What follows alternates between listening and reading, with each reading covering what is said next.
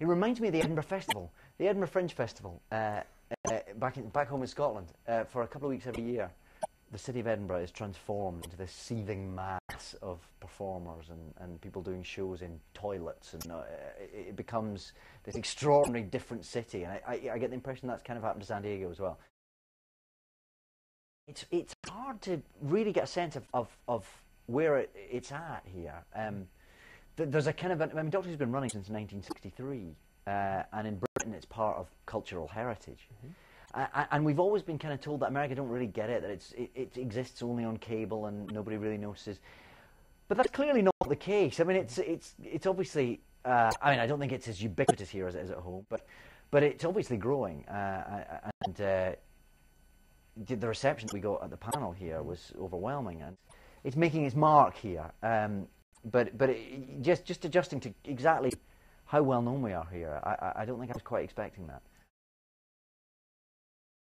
I suppose just the reaction at the panel and when we introduced a screening last night, just thousands of people who all seem very passionate about the show, and from the questions they ask seem to know a lot about the show, and it's great. I'm delighted.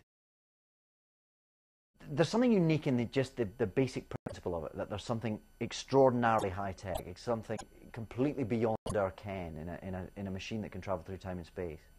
And yet there's something homespun and domestic about it, in that the machine never quite works and it's sort of hanging together with string. And the Doctor is clearly a genius. He's 900 years old. He has more experience of the universe than we could dream of. And yet he sort of bumbles through as well. And I think there's something about the way the fantastic meets the domestic. I think it can be all things to all people at all times. Yeah, and I haven't quite got used to not being there every day yet. You know, it was such an overwhelming schedule for 4 years. It was part of my life every day. And at the moment it still is, because there's episodes of still to be screened, and we're here at Comic-Con talking about it. So it's still part of my life every day, and to be honest, I think it always will be. I grew up with Tom Baker. I loved him, and then he left, and I couldn't quite conceive how the Doctor could change, how it could be somebody else. And within 2 weeks, I thought Peter Davison was great. I think that's how it works. I think the character is bigger than any one of us, and the Doctor is just, whoever's playing him, the Doctor will be loved. And I've been very fortunate to be there for a few years, to be holding that flame for a few years, and I'm very thrilled to be able to pass it on while it's still glowing as brightly as it is.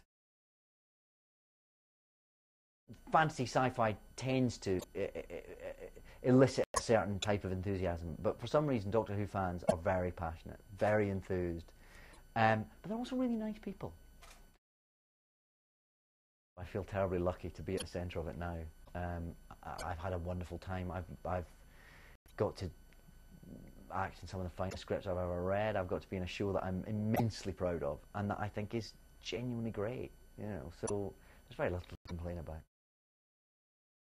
I think a lot of that comes from Russell T Davies, the showrunner, who brought the same show back that had run since 1963. It was clearly the same show. It was clearly the same character, but he gave it a sort of modern day sensibility, in that he allowed us to see kind of what was going on behind the fantasy a bit more than perhaps we'd seen before. The Doctor, we understood him emotionally perhaps more than we've done before. And to be honest, as an actor, if you get given scripts like that, then you just want to do the best you can with it. I think it's probably good to get out when I'm still feeling as passionate and as enthused about it as I am, because I'd hate to still be there when it felt like a job, because it's not been a job. It's been a privilege, really.